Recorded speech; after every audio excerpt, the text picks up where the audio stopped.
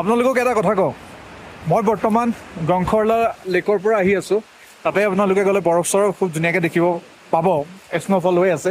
কিন্তু যিসকল মানুহে ভাবি আছে যেন আমি মাগুৰ চুনা ভেলী যাম, তেনেহ'লে বেয়া নাপাব। আপোনালোকে মাগুৰ চুনা ভেলী গৈ এতিয়া একো লাভ নাই। মাগুৰতো একো নায়েই।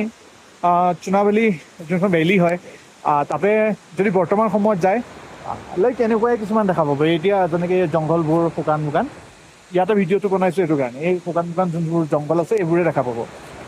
কেইদিনমানৰ আগত তো মই গৈছিলোঁ, ৰুটটো দেখাইছিলোঁ। তো আপোনালোকে ৰুটটো চাব পাৰে।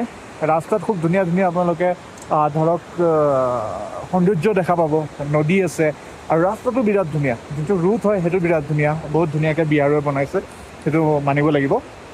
কিন্তু চুনা ভেলীত আপোনালোকে যেতিয়া চুনা ভেলীৰ যোনটো ফেষ্টিভেল, একচুৱেলি ফেষ্টিভেলটো মই নাম পাহৰিছোঁ, যেতিয়া ফেষ্টিভেলটো হয় তেতিয়া আপোনালোকে যাব।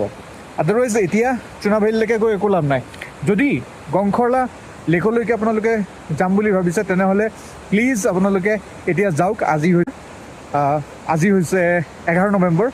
আজি তাতে খুব ধুনীয়া বৰফ আছে আৰু মোৰ ফুল ভিডিঅ' যোনটো হয় সেইবোৰত মোৰ যোনটো ফুল ভিডিঅ' হয় তাতে দেখা পাব।